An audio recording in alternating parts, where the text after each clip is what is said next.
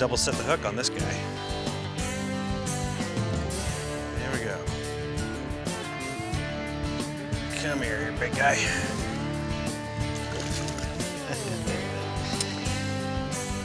There you are.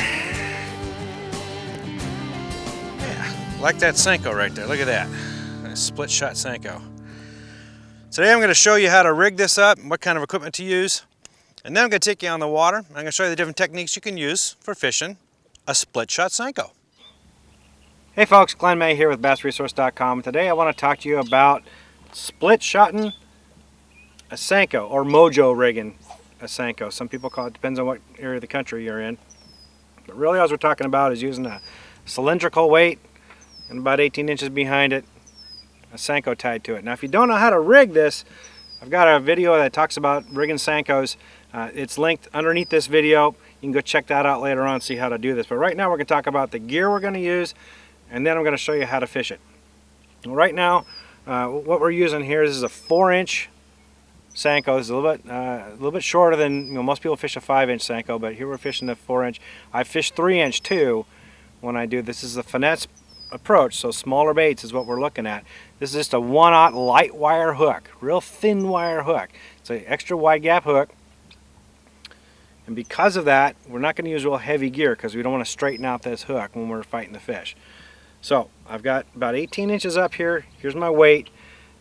I really can't tell you what size weight that is because I've long since lost, I've got so many of these now, I don't know which is what, but I'm pretty sure this is about an 1/8 ounce weight. And that's a good multi-purpose starting point. 1/8 ounce, 3/8 ounce, that's pretty good where you want to go, maybe a 1/4 ounce. You get those three, it's going to cover pretty much every situation you're going to fish in.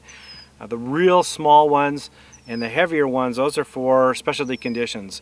If you have lots of wind or you're fishing really deep and you want to heavy up a little bit, go to that 3/8 ounce perhaps. But if you want to go heavier than that, then that's really when you're fishing current. When you're fishing heavy current, you want this bait to fall through the water column. And if you use a real lightweight like that, the only thing that's going to happen is you're going to cast out. And by the time it gets past you and that line gets straight, it's only falling about a foot in the water column. So, heavier weight, I've used up to 3/4 ounce weights on this in heavy current and fishing the Columbia River. Works great for that stuff. You still get the same action, but those are specialty ones. You get this 1/8 ounce up to a 1/4, 3/8, just going to cover most of your situations. I've got this about 18 inches past the weight. It's about 18 inches past it is the bait. Now I do that, I want the fish to focus on the bait, not the weight.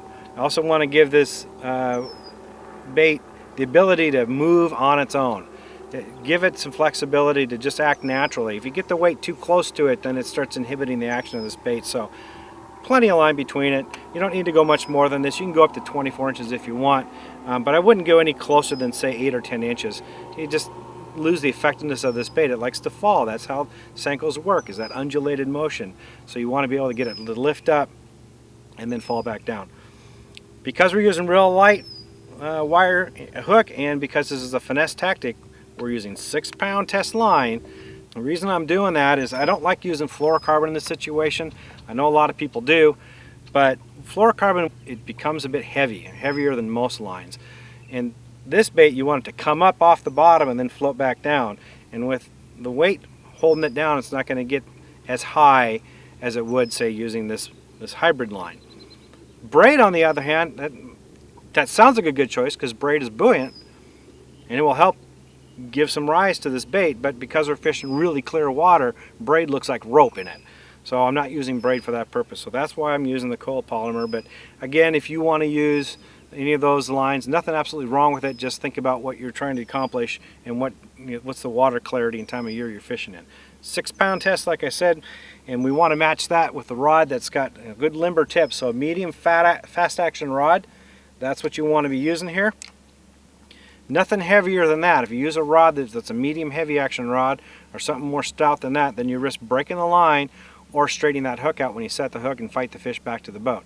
So medium light action, that's all we need. Spinning tackle, again, because we're using light line, that's what we're going to go with. So there's the gear, that's the equipment we're going to use. Now let's go fish it.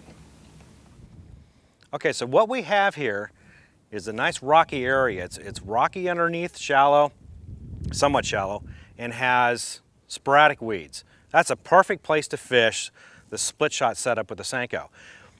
The weight is going to slide through those rocks a lot easier. They're not going to get hung up as much as other weights would. And the bait, since it's Texas rig, it's going to slither through the rocks and through the weeds. You're less apt to get hung up. Great place to throw this. Now when you throw it, it's a lob cast. It's a real light and easy lob cast. You bring the weight back, or bring your rod back, let the weight settle down a little bit, and then just nice and easy kind of lob it out there. You're not trying to win any distance competitions here. So just throw it out there. As a matter of fact, if you throw it too hard, what's going to happen is the weight and the bait, they're going to tangle up midair, and then it'll all be tangled before it even hits the water, and it's going to ruin your presentation anyway. So don't throw it really hard, just a nice lob cast. Once it hits the water, you want to watch the line. Watch where it enters the water and let the bait fall in a slack line. As it falls, sometimes that's when the fish bite it. And the only way you're going to know is if you see that line. It's going to jump, twitch, shake. It's going to do something and pop, do something odd. When you see that, reel it to slack, set the hook. Speaking of setting the hook, on this setup, since you got a light line and a light wire, you don't want to set the hook really hard. You know, don't hook on it really hard. Instead, just a moderate hook set. And that's all it takes. Just a, moderate hook set. Some people don't even do that. Some people just reel down really hard and just reel them in. That's called the reel set. Or they just bring the rod like this, which is called the sweep set. Just a nice and easy hook set. If you do it any harder than that, you're apt to break the line, or you're going to straighten the hook out. So it doesn't take much pressure at all to get that light wire to penetrate past the barb, so you don't need to jerk it really hard. Nice light hook set. So I'm going to show you a couple different ways to fish this. The first one is you just lob it out there like I just said. See how easy I threw that? Let it fall. I'm watching it fall, watching it fall, watching it fall. I'm going to see if the line jumps. Okay, now when it gets to the bottom, all I want to do is I want to let that Senko do its thing. You know, it shimmies best when it's falling naturally, falling on a slack line. So I'm just going to lift up on the weight and let the weight fall back down. And when I do that, I want to bring the rod tip down about the same speed as the weight that's falling. At the same time, I want to reel up the slack. I don't want to move the bait with the slack. So it takes a little bit of practice to do this, but it really makes sense to do it, because what happens is sometimes those fish, they'll bite when it's falling. That's what you're trying to do. And you'll feel those bites a lot better if you're maintaining contact with the bait. So this is what some people refer to as letting something fall on a semi-slack line. It's exactly what you're doing. So we're going to do that here. We're going to reel up, and then I'm just going to lift up and then let it fall straight back down as I maintain contact with it. Let it hit the bottom, and that's all that is. You just want to, and see, I'm bringing it up to about almost straight up, and then letting it fall all the way straight back down. Now you may think that I'm moving it really far and really high, but now think about this. The weight is at the bottom, right? I'm going to put this down for a second. The weight's down here, the bait's behind it. When you lift up, the weight moves up, then the bait follows it, and then the weight drops, and the bait falls back down. So as you can see, the bait isn't moving as far as the weight. You bring the weight up, then the bait follows it, and then it comes back down. So it feels like you're moving it really far up off the bottom, when in fact, you're really not.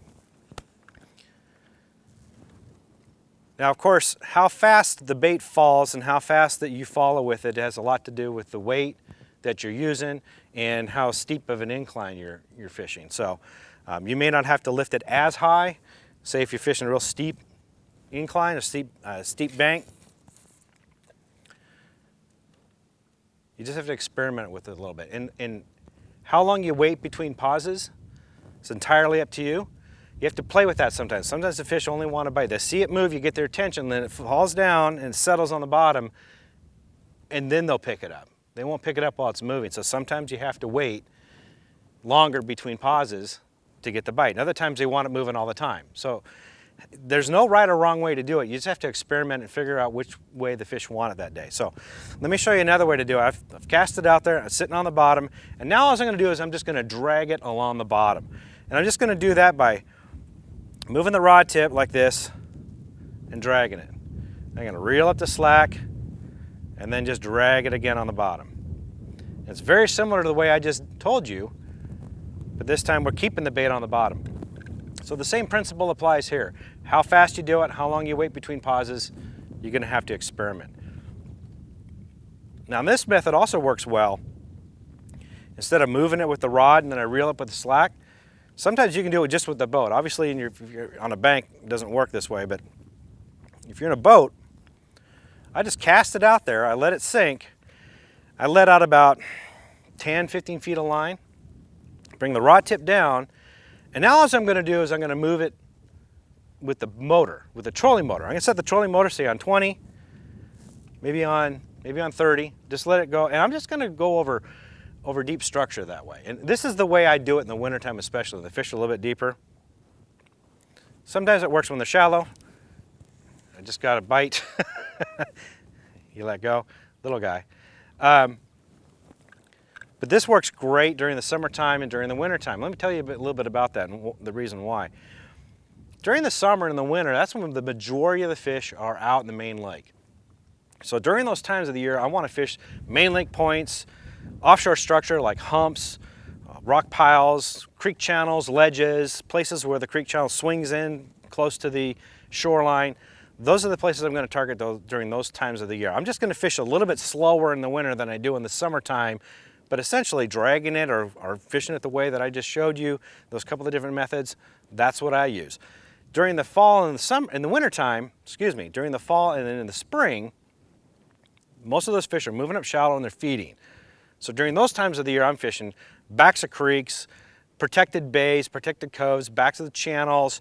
I'm fishing flats, great place. I like fishing grassy flats. Those are the places I'm going to target during those times of the year. If you do that, using the techniques I just showed you, you're going to catch a lot of fish. Have fun with it. For more tips and tricks like this, visit BassResource.com.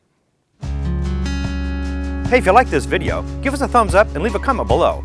And if you want to watch more videos like this, click one of the images on your screen right now. Thanks for watching, and don't forget to subscribe.